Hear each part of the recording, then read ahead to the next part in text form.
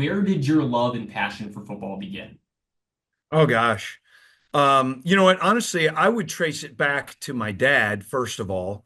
But I would say, I remember watching football and getting dialed in on it at a very young age. I remember we had this conversation the other day.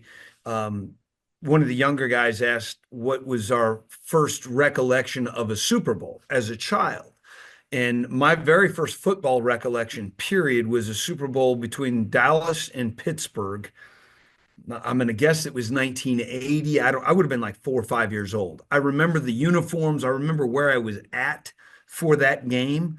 I don't necessarily remember anything that happened in the game. Um, but I grew up watching it quite a bit. But I would also say probably in that 84 to 85 Bears range is where I became a fanatical football fan.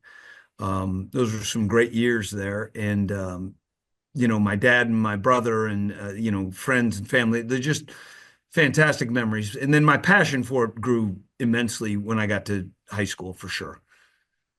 When it came to your family, how did they kind of play a role into you getting more, maybe a little more specifically, getting into football yourself beyond just being a fan or watching, just wanting to actually play once you got to high school? Well, a lot of yard football, to be honest, when I was young, with my brother, with the buddies in the neighborhood, a couple of them, Matt Gaffigan, Mark Heaton, Matt Drone, who all were teammates of mine at SHG and all still very good friends to this day. A lot of bloody noses in yards and parks around the area for sure, with those guys and my brother. But my dad was very influential in that as well. He had played in high school and a little bit in college at a club program at Loyola up in Chicago, and you know, uh, had a great respect for the history of the game and was big on teaching about the history of the game. And so, it's just kind of the culture I got brought up in, I guess. I get this isn't necessarily for the story, but since the history of the game, is there a certain game in history that you weren't a part of that really gets you excited and really like gets the football energy in you going? Well, I mean, I could name that 85 Bears season was a pivotal moment in my life. Yeah, I can give you a lot of games from that year, but I will say just a very vivid and distinct memory is in their playoff game against the Rams when they get to turnover and Wilbur Marshall's running into the end zone with the snow flurries coming down. I mean, that memory is kind of captured in my mind for eternity. And it's been a fun journey because I got the opportunity to work with two guys who played on that defense. Leslie Frazier, I worked for and with the Minnesota Vikings, and then Mike Singletary was on that staff as well. The second time I went back there, so it was kind of surreal to have grown up, just mesmerized by those guys, and then here I am in whatever 2012 and 13, and Mike Singletary's office is next door to mine. You know, it was a pinch yourself kind of moment. As cool as it gets, right? Yeah. And then I guess we'll ask playing days now. As a Cyclone, what was your experience like playing for Coach Leonard and with some of those teammates you mentioned? It was phenomenal. I mean, from the start to the finish, I enjoyed every moment of that. I remember being a freshman and the coaching staff there and the large number of guys that play as a freshman. But I loved the work. I loved the intensity. I loved being pushed by the coaching staff. I can remember John Sawinski, who was the varsity line coach at the time when I was a freshman, coming over late in the year in one of the practices and kind of getting after a couple of guys, which for whatever reason, some guys don't care for that type of coaching or it rubs them the wrong way. For me, that was like, I mean, this guy actually knows who any of us are. Like, it's awesome that he even cares.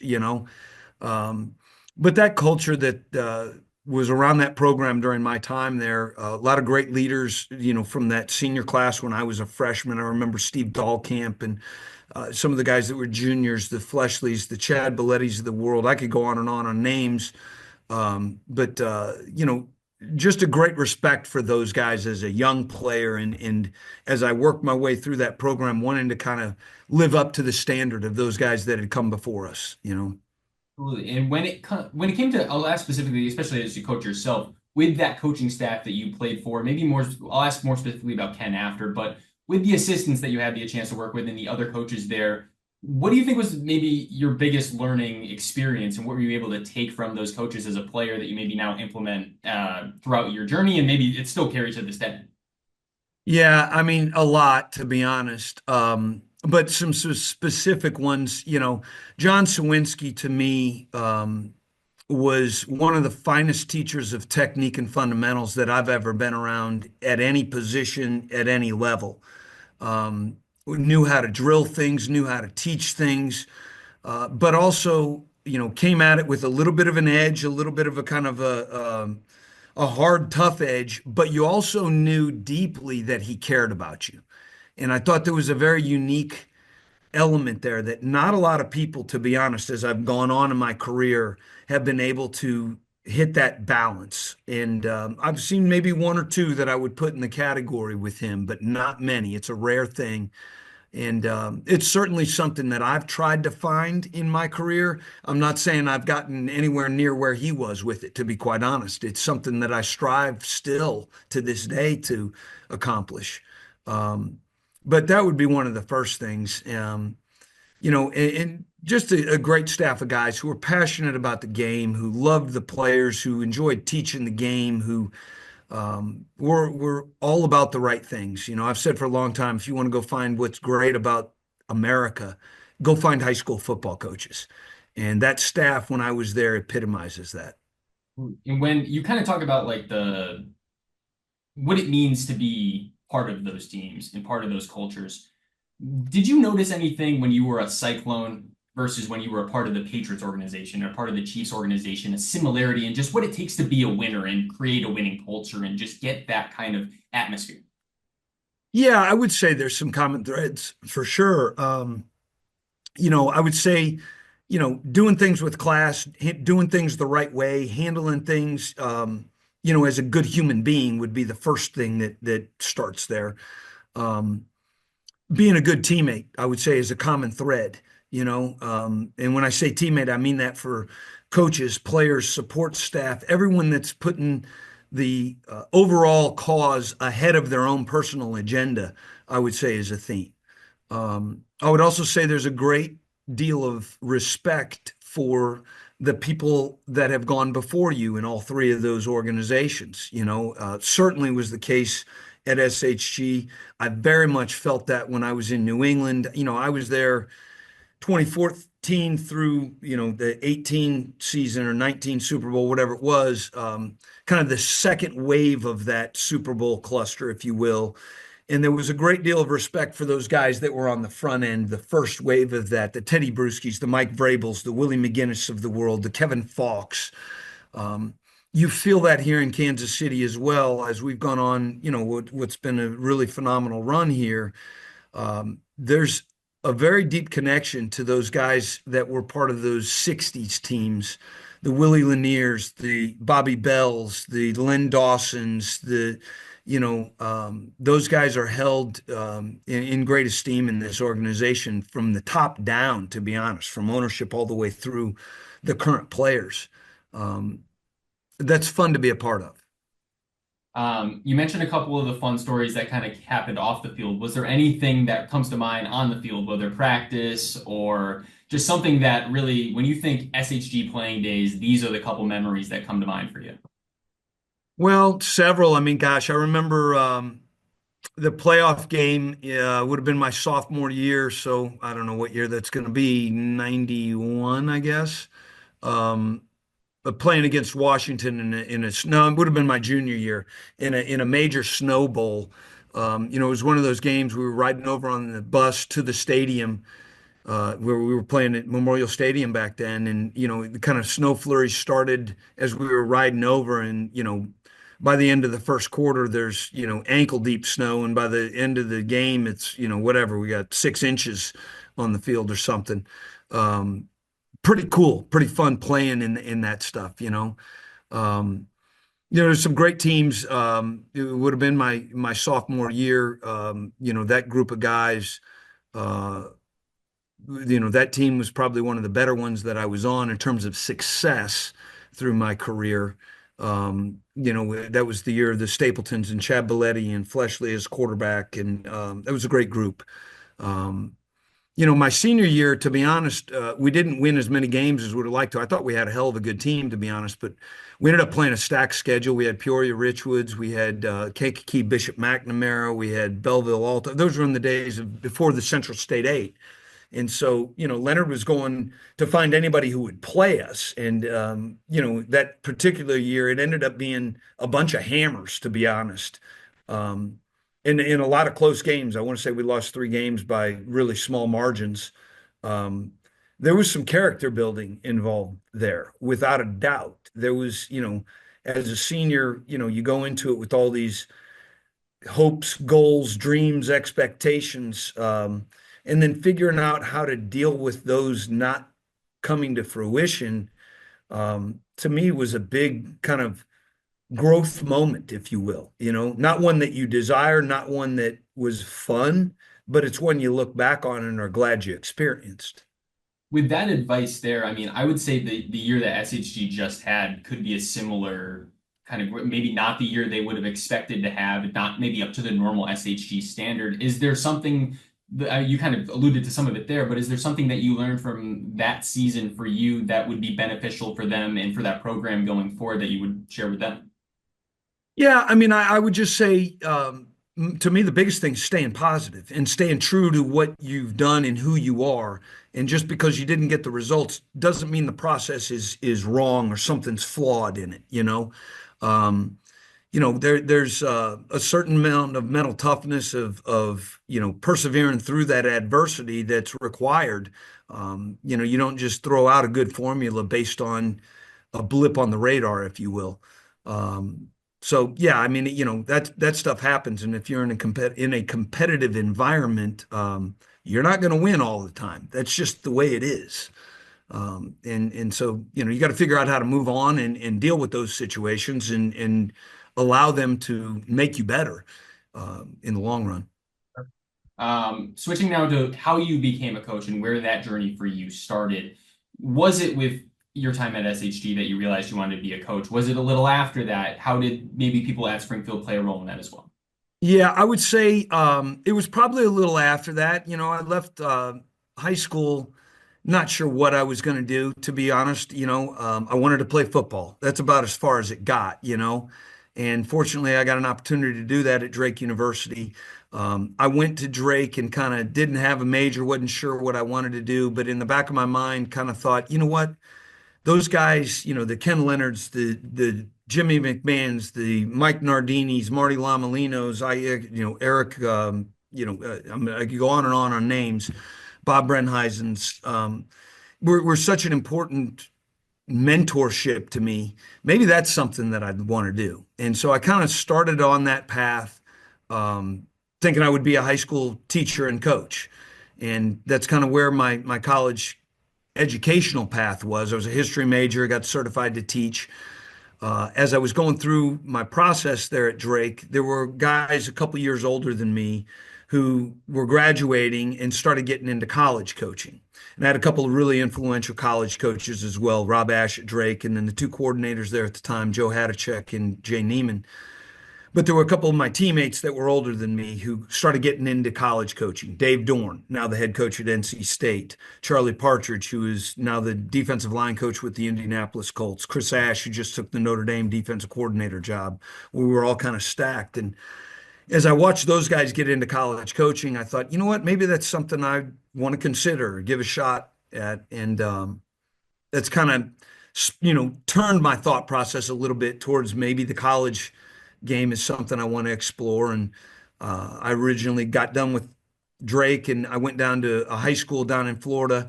I taught and coached there. I was teaching special education and coaching football. And we went 0 and 10. A lot of good high school football down in the state of Florida, not at Ridgewood High School at that time where I was at. But after a year down there, an opportunity presented itself to go back to Drake as a graduate assistant. And I did that. And it's been a journey from there for sure. In that transition to Drake, is that where you maybe you figured out you liked the assistant role and could specialize and work with these specific groups, obviously working specifically with defensive line and linebackers at different points in your career? Yeah, I mean, honestly, at that point, I was so young and so naive and, green, if you will, that I didn't know what the hell I was doing. I was just trying to find a path, and it took me a while, to be honest. I was coaching on offense, at Drake there, and then I bounced around a lot of one-year stops. I left Drake. I went to Villanova. I went to Maryland. I went to Oklahoma State. Ended up staying there for 3 years, but I was on offense that entire time. Then at Oklahoma State, would have been the second year I was there. Some transition happened. I ended up getting moved over to defense, and a guy came in to coach the defensive line. Soon I was helping coach the defensive line for spring practice. After that practice, they fired the defensive line coach because it was pretty clear neither of us were capable of coaching the position. They brought in a guy who had played in the NFL for a number of years and had been at LSU, who had played for a guy by the name of Pete Jenkins. And Carl Dunbar was the guy that we hired at LSU who had played for Pete. Well, he shows up in the summer with all of this drill tape and teaching tape from Pete Jenkins' 40-year career in the SEC. Um, and I was at a point in my coaching career at that stage where I knew I was searching for an identity and I was searching for something to hang my hat on. And I didn't really know what I was looking at when I looked at these tapes, but I knew that it was good. I knew enough to know that I thought I was looking at some really good stuff. And I kind of made the very conscious decision at that time that I was going to dive in and I was going to dive in head first and I was going deep. And, I kind of immersed myself in this defensive line world and all of these tapes. And I became fanatical, to be quite honest, about learning and studying and getting around Pete Jenkins. And, it kind of took off from there. And that was very much a pivotal moment in my coaching career, without a doubt. Um, the winding, turning path wasn't over, but I did have a little bit of direction. So one more there, and then I'll switch back to Springfield. I'll cut two or three more on Springfield. Yeah. With that learning point where you realized you wanted to specialize and go into that more of a specialization role with the defensive line or eventually with the linebackers, what coaches were you reaching out to along the process as you try to increase your knowledge and become more knowledgeable about those positions and really hone your craft? Yeah, I mean, Pete Jenkins would be a number one, the top of that list. But there were also, like in this profession, um, there's some not limitations, but it's who you're connected with, it's who you're in contact with, and then maybe who they can put you in touch with, if you will, as a second tier. But um, Bill Clay, who's the defensive coordinator at Oklahoma State at the time, was a big influence in my career at that point. And what a phenomenal coach he was, and became a mentor for me, and connected me with a number of people in the coaching world.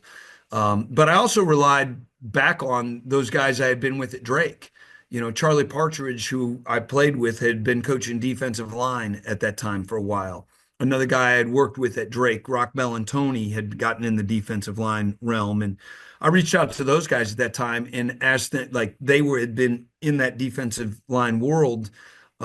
They sent me, the two of them, every drill tape that they had accumulated over the past several years, right? And so, I'm looking at stuff from Rod Marinelli. I'm looking at stuff from John Tierlink, who was with the Colts at that time. I'm looking, anything I could get my hands on. I did, and in some of it I was watching. I didn't even know who the coach was that I was watching the tape from. One of them, that comes to mind, a guy by the name of Paul Wiggins, who coached for the Minnesota Vikings for a number of years. And then subsequently, years later, I ended up, working with him with the Vikings. And little did I know, 8, 10 years prior, I was watching a bunch of his drill tapes, unbeknownst to me at the time. So there are a number of people, to be honest. So back to Springfield, I have to ask about Ken. Yeah. Talk to me about, I guess, the whole arc of your relationship with him as a player, what it was like to be under him, and then just kind of how that relationship has continued just till now. Yeah, I mean, I loved playing for him. I thought he, a phenomenal coach, and still to this day, I've got a tremendous amount of respect for what he did in the program that he ran back then. As I went around and recruited at the college level, And I think to the organization and the structure and the off-season program that he had in place at that time, he was beyond his years, without a doubt. And I knew then, but even more so as I became a coach, the level of, let's call it, research and professional development that he was doing back then to improve himself, the trips he was making, up to Joliet Catholic, up to Providence Catholic, to, you know, other programs around to learn how they did it, to try to, determine if there were things that he could do better. Um, I was aware of at that time. And certainly was even as I got into coaching. But amazed at kind of the quality of a job that he had done. Um, as I was playing at Drake in college, I used to come back for the summers and I would always go into SHG and work out when I was home for the summer or whatever bits of time, their holidays when I came back. I wasn't a very good athlete, so I had to outwork anybody that I was on the field with. So all of those times I was coming back, I was getting in the weight room and probably breaking into the weight room there at SHG during those years. But he and I maintained a relationship through my playing career there. And then when I got out of playing and into coaching, I certainly used him as a resource. He had a lot of contacts at that point throughout the coaching community at the college level based on people that had come through recruiting wise. And um, he tried to help me on a number of occasions. I don't know that there was a direct connection to any of the jobs I got, but as I would come back in the summers, usually to visit my parents, I would always go by SHG practices, whether I was a player or a coach. There's just something about being on those practice fields and around that environment that kind of got me ready for the football season, that I always enjoyed being a part of. And so anytime I got back, I would try to be out there. And so we kind of, continued to stay close over those years, and have ever since, to be honest. This might just have a no answer because it's probably impossible with your schedule. But when was the last time you were able to get to an SHG Friday night football game? Oh my gosh, a Friday night game. I can't remember being at one. I do remember I got to one when I was coaching with the Rams down in St. Louis. It must have been maybe we had a bye week one of those years, something. I remember coming up, and I think it was a playoff game on maybe a Saturday afternoon, if I remember right. And I can't remember who they were playing, but it was a close game. I remember where I was standing. I think that's probably the last game that I've been able to get to. Yeah. So that would have been in somewhere 2009, 10, or 11.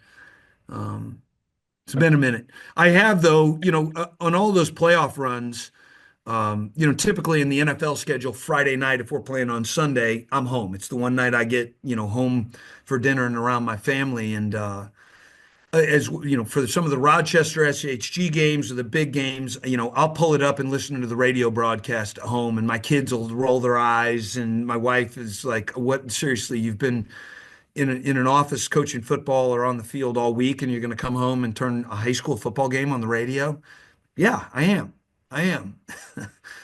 So That, I mean, you wouldn't do that without a passion for your high school career and just being a Cyclone and just wanting to, like, still wanting to see them be successful, obviously. that's absolutely true. Yeah, no question. And I got a lot of fondness for Rochester as well. I mean, the connection there goes deep. I had no, to be honest, I couldn't have told you where Rochester was when I was in high school, you know.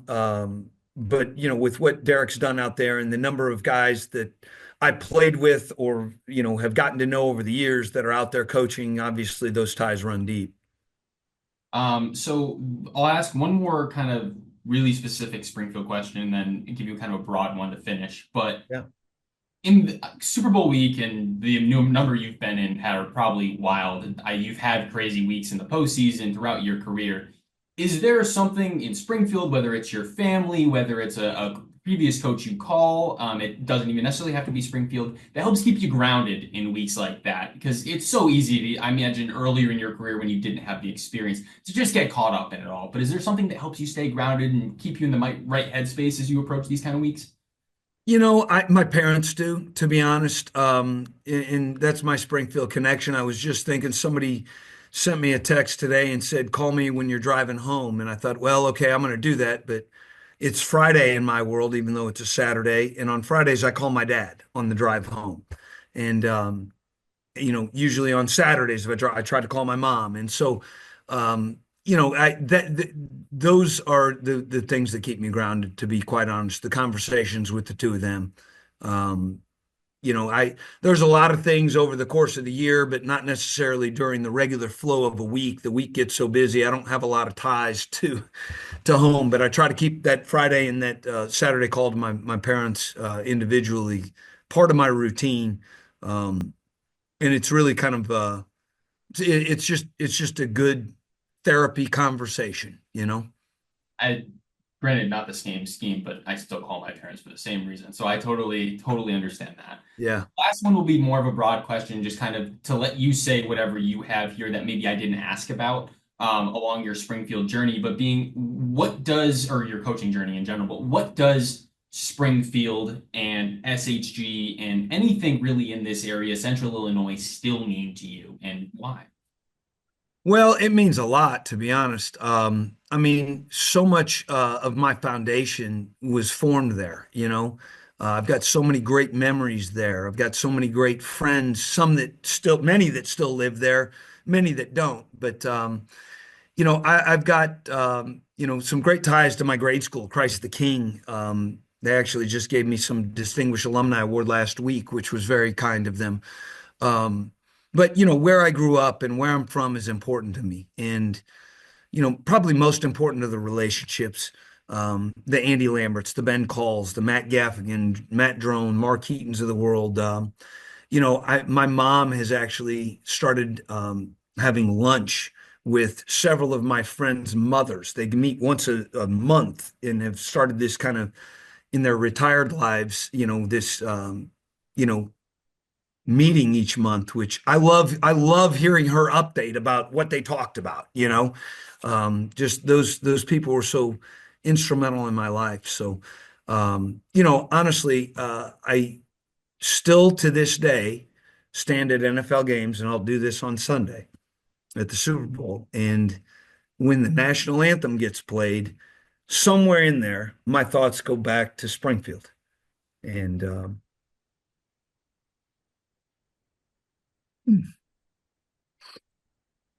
sorry,